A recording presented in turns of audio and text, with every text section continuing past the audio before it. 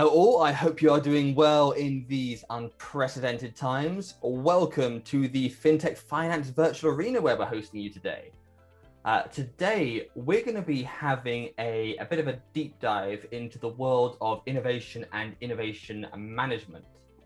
Joining me on the panel today, we have Stephan Hartgers from Mobiquity. How are you doing today, Stephan? Whereabouts in the world are you? I'm in the Amsterdam office of Mobiquity, but live in The Hague in the Netherlands. Close to the beach, which I like. Barrett, you know what? I have to say, The Hague is one of the most underrated. I know it's not a holiday destination, but that beach, that pier, fantastic. Joining us today as well from ING, we have Lieven Haesaert. Lieven, how are you doing today? Are you also in the Netherlands? I'm actually also in Amsterdam. I think I'm not too far from Stephan. So as working from home as most of us these days. Excellent. Well, let's get straight into it. First of all, I kind of want to set the stage a little bit about innovation as a whole.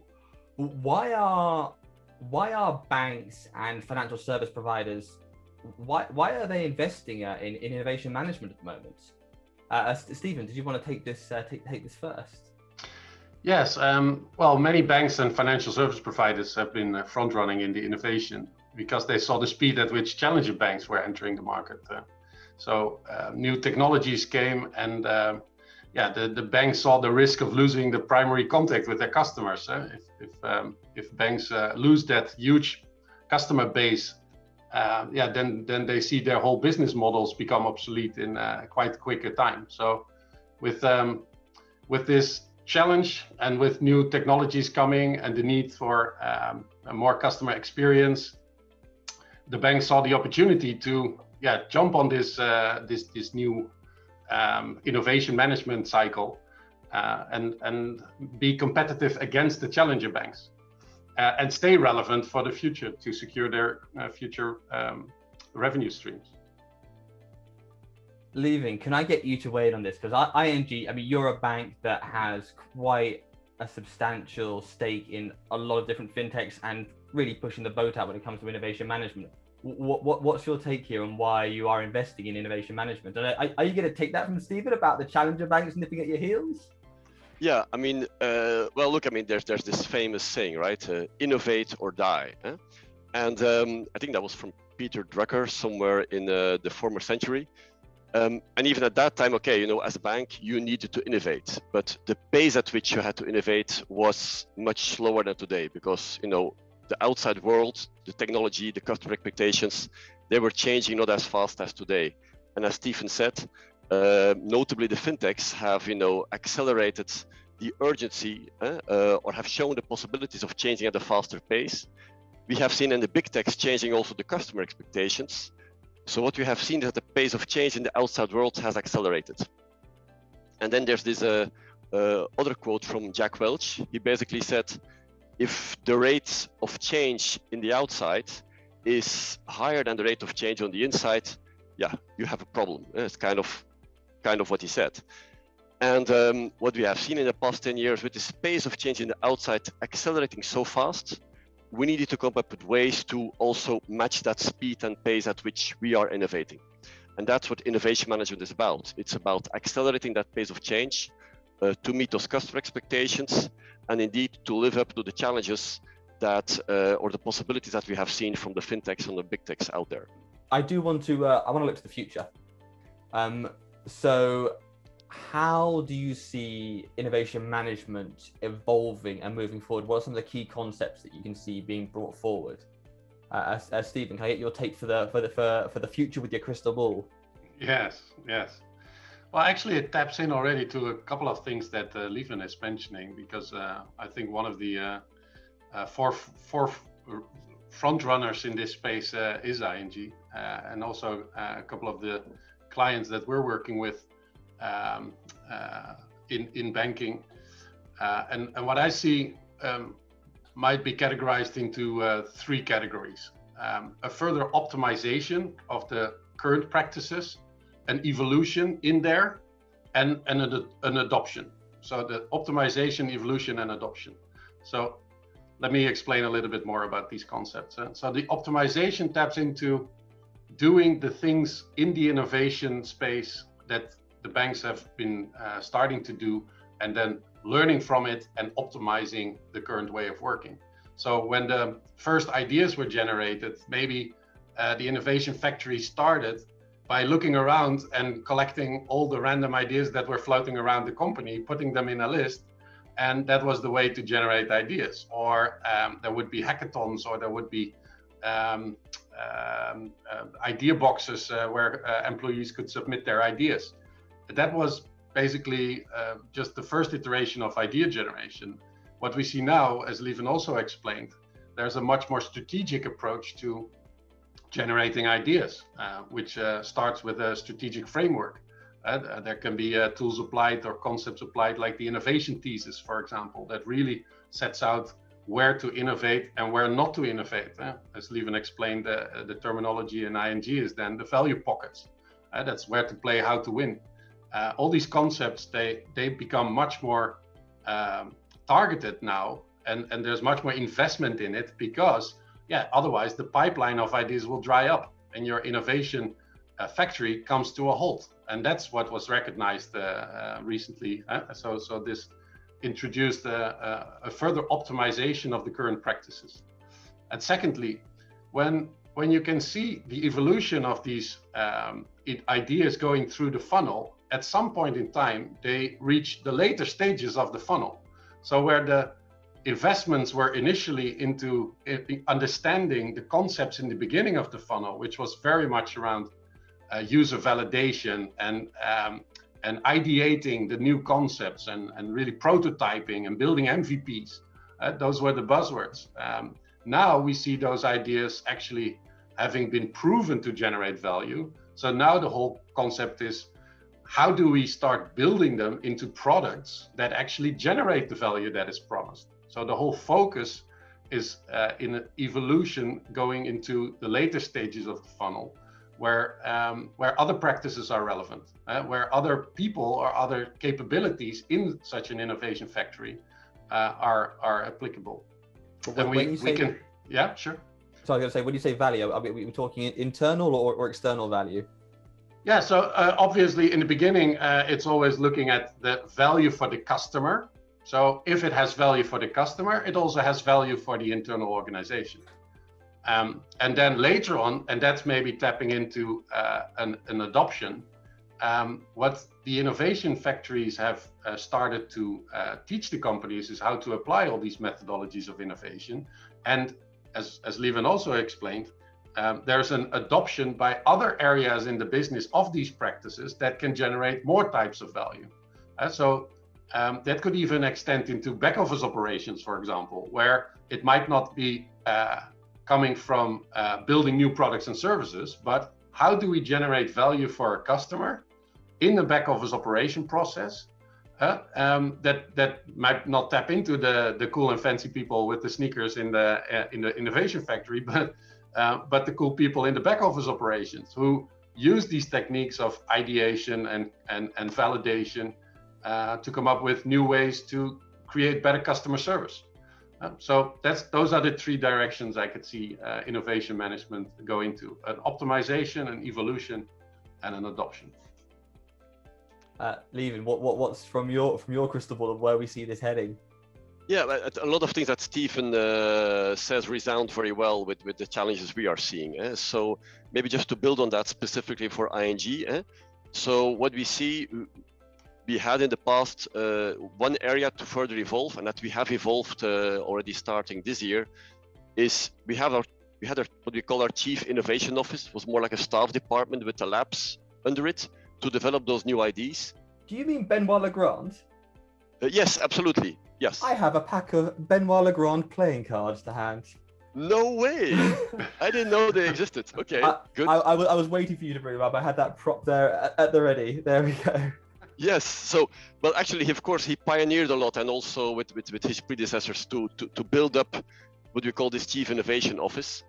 But what we saw, there was still a staff department, and it was good to test out ideas. But as Stephan said, at some point, those ideas, some of them at least, they survive the funnel and they become successful. Now, there's a couple of things you can do with those ideas when they become successful. You can spin them back into the business. And that can work, but sometimes you spin them in too fast and you know they're still too small, and they basically, not because it doesn't work or doesn't address a customer need, in the next backlog in an agile way, they fall off the table because there was something more urgent to be done. And before you know it, the idea is floundering. So don't spin in too early is a lesson we learned the hard way in a couple of cases. Another one, okay, you can say, I'm going to spin it out, but okay, that's of course maybe not the real purpose of your innovation, is actually to reinforce the core. So we said, okay, in order to scale our initiatives more successfully, we need to probably key them still as a team, as an organization, separate from the core business.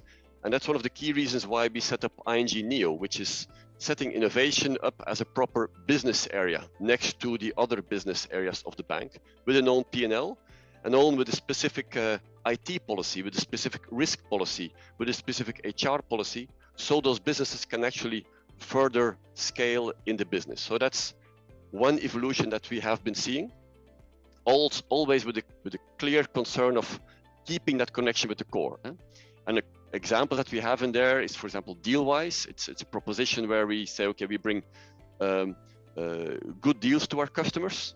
It was a local initiative actually developed in Romania. To scale this globally, yeah, that could not happen from one of our units. I mean, neither unit would scale it for somebody else. So we needed to bring it out, scale it in a separate business area, also have different policies because you're onboarding very different type of parties than you would do normally as a bank, but scaling it in a way that it can be brought to the market to some of the other units. And we just launched that now in Germany and in Belgium. Another area of attention is that we actually are moving away from doing it all ourselves. So in those labs or in the core bank, you know, banks have a habit of building. You know, the IT people in the bank, they were proud we built this thing. I think the analogy is a bit like with the car manufacturers. We should much more become the assemblers of components that somebody else has made. And that's why it's fantastic to have all these fintechs around.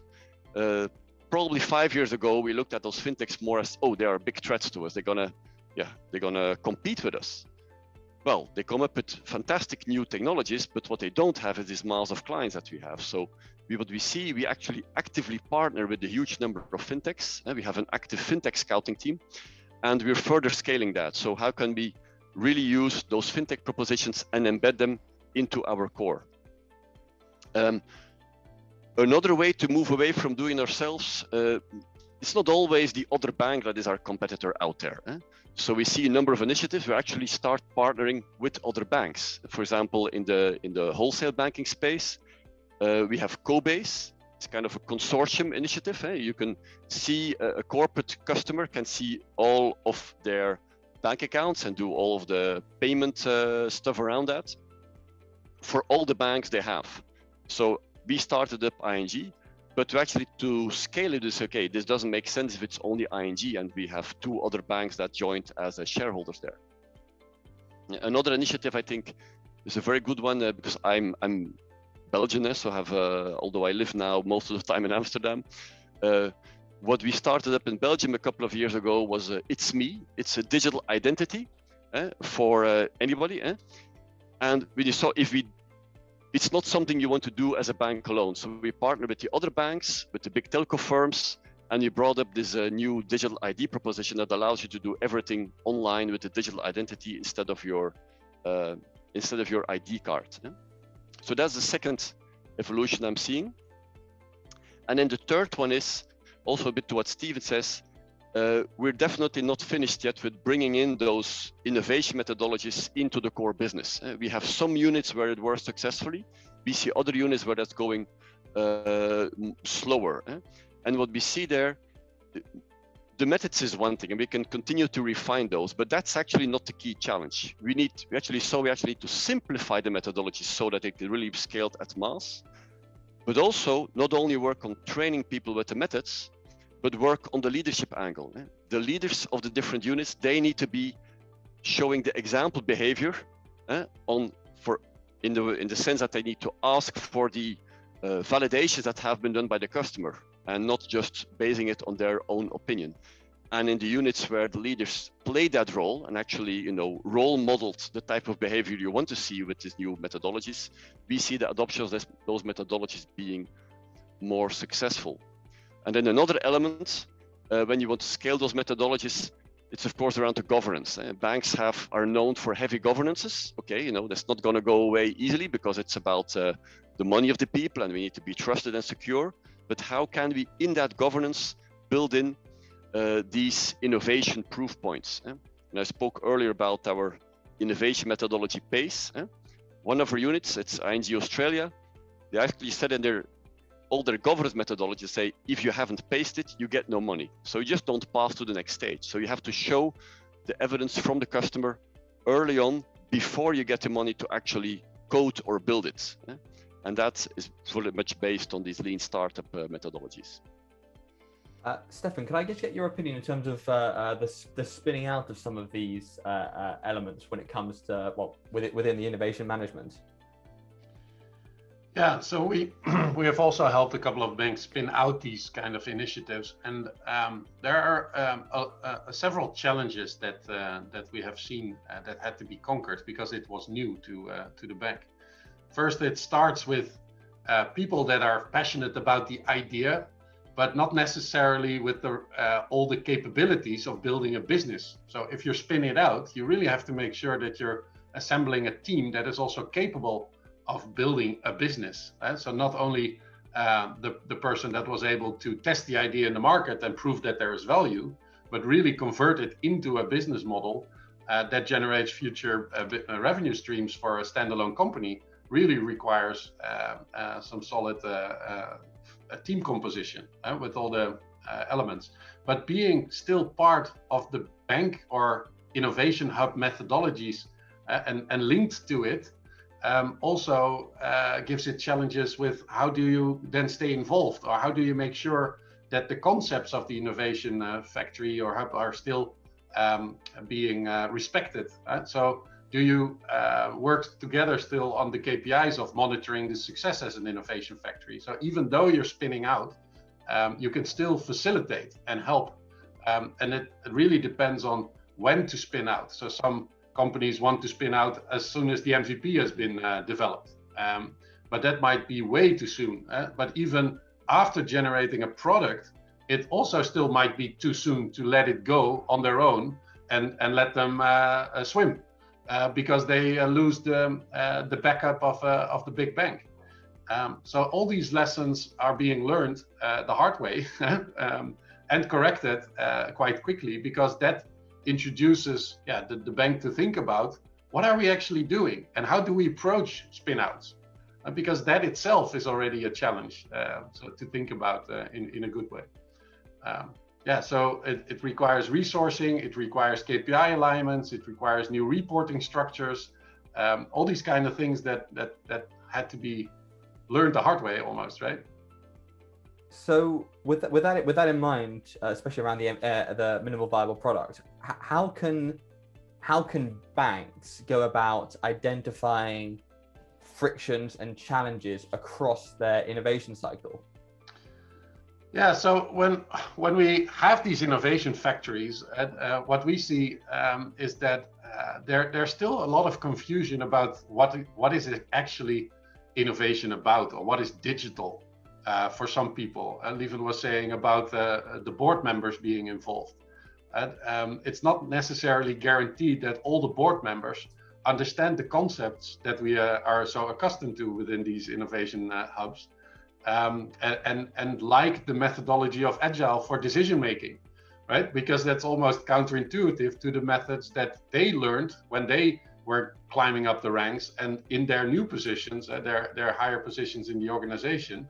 They come from their experience and apply their experience in how to manage the bank. So it really starts with, what does the bank define as innovation, as the innovation space? When is innovation successful? And that is a starting point. And then you can start thinking about, okay, innovation is all about speed. So everywhere where you lose speed, you can identify an opportunity to improve the process. So, for example, if you're testing a concept in the market, you do that in a very short amount of time because that's the methodology. So in 4 or 6 or 8 weeks, you have tested the concept. Now the results are there, and then the decision making to go to the next stage takes 10 weeks. that's what happened in the past, right? So that's how we learned the hard way almost to say, okay, that's not speed. So if we do this validation, we also need a vehicle to do decision making in a fast way, right? And we did some research at Mobiquity in the space of how organizations in the Netherlands were organizing digital innovation. And we came to a couple of observations. And the first was, if the motivation of innovation is not aligned across the banks, then it's very hard for the teams to do the innovation and then get approvals from the board level on the direction of these innovations. So if that's not aligned, if the motivation to do innovation is not aligned, then it's very difficult to create successful innovations out of that. And a second thing is, for example, when we talked about earlier as well, if you implement this process, you really have to look at the KPIs that are relevant for people to drive the right behavior. So the KPIs between the innovation hubs and the business that is going to adopt the innovation, or the KPIs to manage risk, for example. The risk appetite of the business might be a different risk appetite than is required to foster these new innovations, especially the new products and services, what McKinsey calls the Horizon 3 innovation, that is typically associated to a higher risk profile. So if these initiatives come to the board for approval, then the first thing the managers in the top are looking for is, how can we de-risk the project? And that's almost counterproductive to the whole innovation methodology. So these kind of things really had to are opportunities to look into to generate more speed and less friction in the whole process of innovation management. Lieven, can I get your take on there? Obviously, at the forefront, those two areas around, well, motivation being the big one. What's your take there at ING? Yeah, a lot of what Stephan said, of course, I recognize. And I would say probably frictions, trying to summarize them to three root causes. The first one, obviously, that people are not organized properly for the type of innovation they want to do. As Stephan said, this Horizon 3 innovation, new business model, disruptive innovation, don't do it in the core. There's no risk appetite for it. You will not get the benefits. People will indeed de-risk it to the degree that you lose the opportunity of what you try to do. So definitely do that separately. Also, indeed, this misalignment, why are you innovating?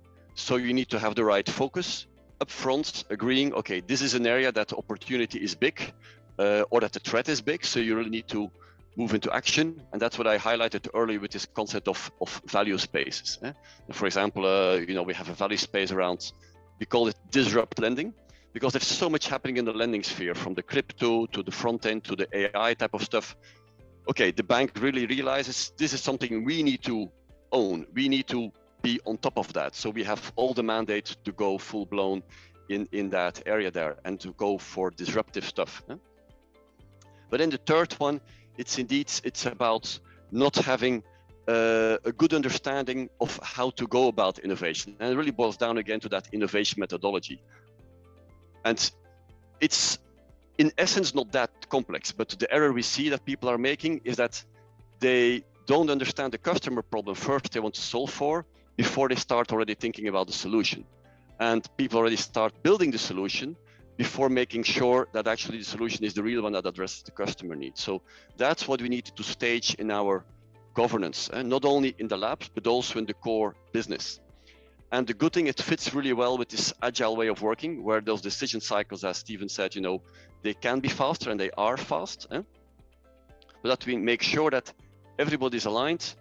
Let's not jump to conclusions. Let's do the homework first, because everybody, thinks of solutions, and it's a bit counterintuitive to dig into that problem first. Even myself, I have to restrain myself from already discussing solutions when we have a project that comes to the fund in a problem stage. You really just want to first understand the problem, and that requires discipline from all the different layers, from the UX designer, the customer journey experts, the tribe lead, but also the executive member that ultimately has to sign the check to fund something. Lieven, you were literally quoting, I'm a big fan of Jim McElderry and his book, The Innovation Stack. That focus around the problem, you almost, that's absolutely on the money. The big question, just to kind of to wrap together is, it is all about the internal, it is about getting that team dynamic together. It sounds like the internal alignment is the essential step to getting innovation right. How can not just you guys at ING, but how can all banks achieve this? I think it's well, you have to realize this is going to be a step-by-step journey. So what we also did, we are assessing for each and every unit is different. You can say we're doing something really well in Australia or in Poland, but maybe in another unit they're not as advanced yet. So we really set about understanding what is our innovation maturity on all these dimensions we just highlighted in the call here. And let's not try to jump from, being not agile to immediately apply the full lean startup principle and go in a squad. So you need to take it step by step and increase that maturity and build momentum with the pockets where people that endorse it. You need to find the 30% of people that really endorse it.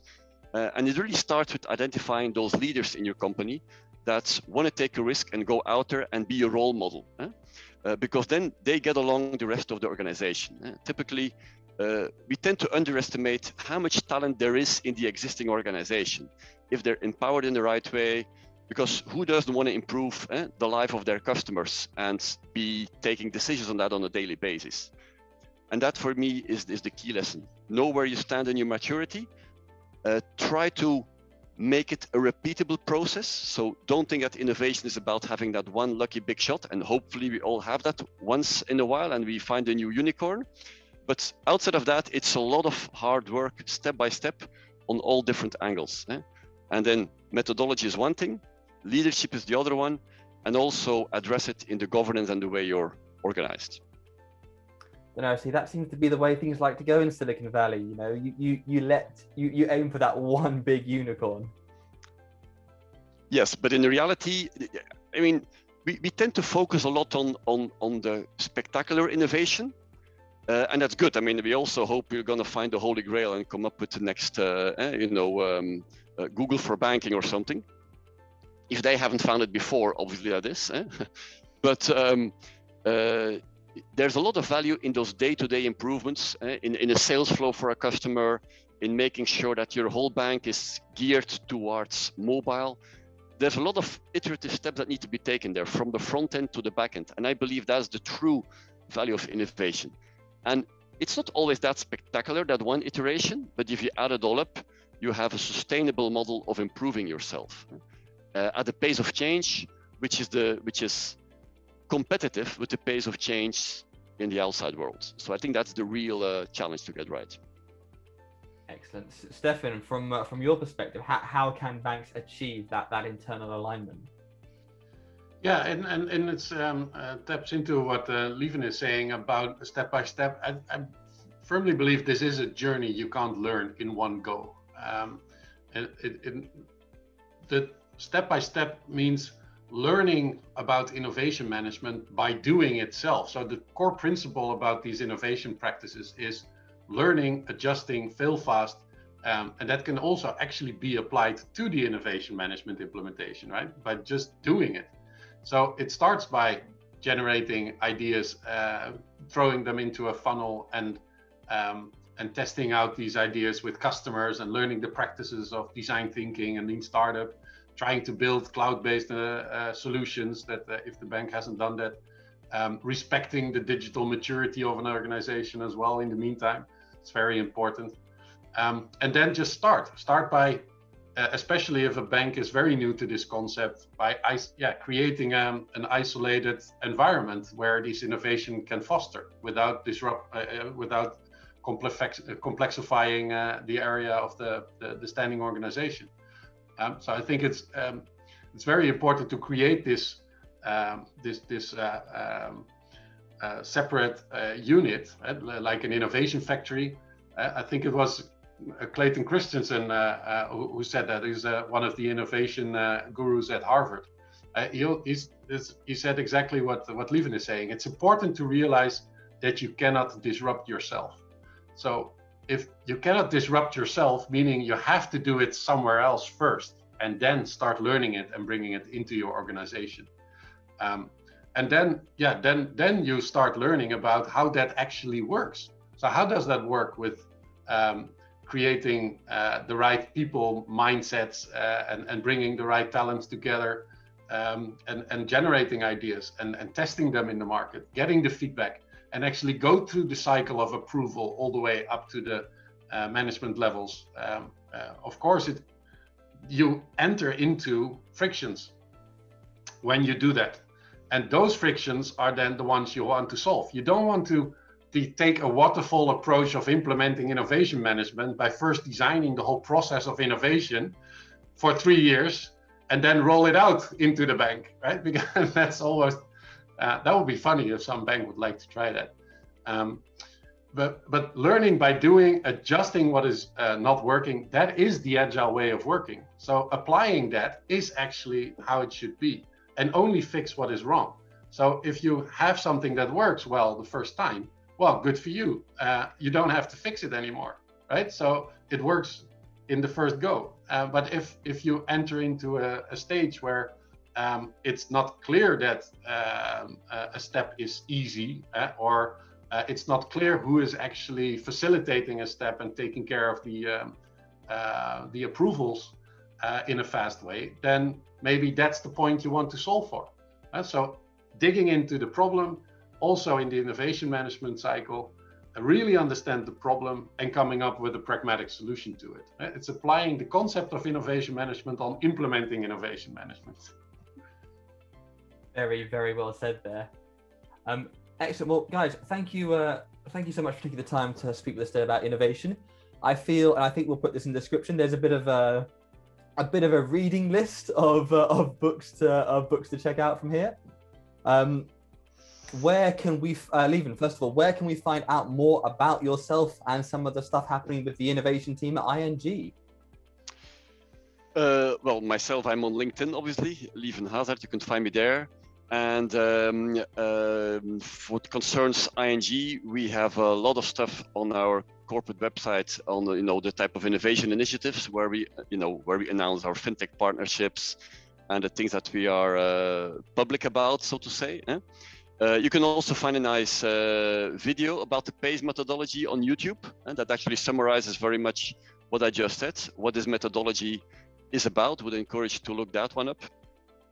And next to that, if you want to find more out about ING, come and work with us. So that's also an invite.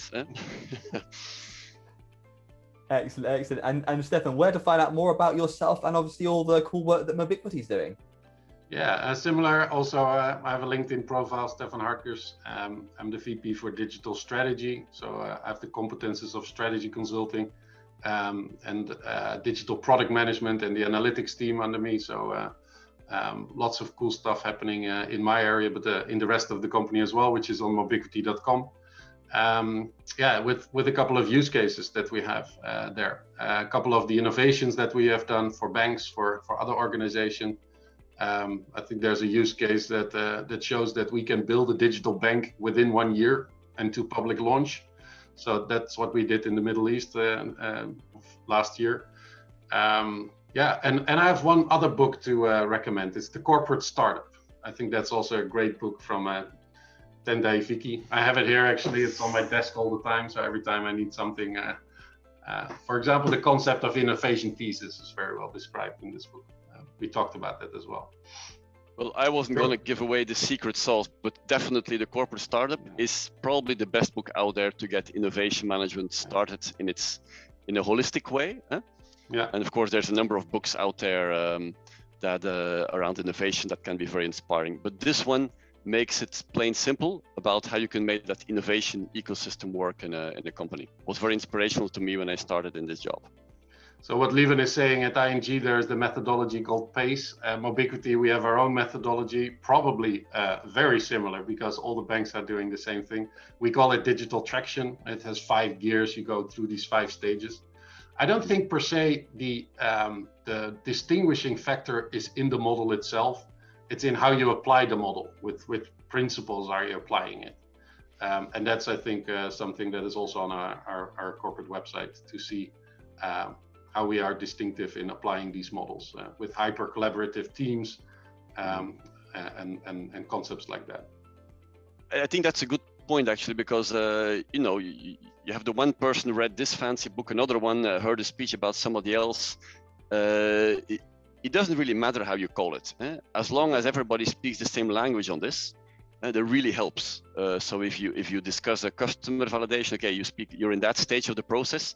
Maybe another company, they have 5 stages and we have 4. That doesn't really matter as much, as long as you speak within that company the same vocabulary among the different teams. I think that's the main value of kind of blending it in something that fits your company and the language of your employees.